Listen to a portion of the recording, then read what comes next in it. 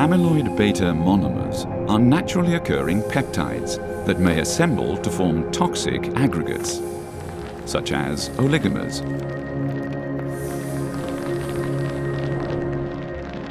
fibrils, and plaques.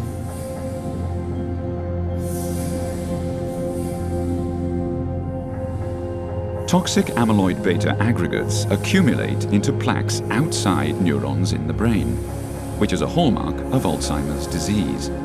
Over time, extracellular amyloid beta aggregates, including oligomers, fibrils, and plaques, are thought to exert toxic effects on neurons and synapses, disrupt cell function, and lead to synaptic dysfunction and loss.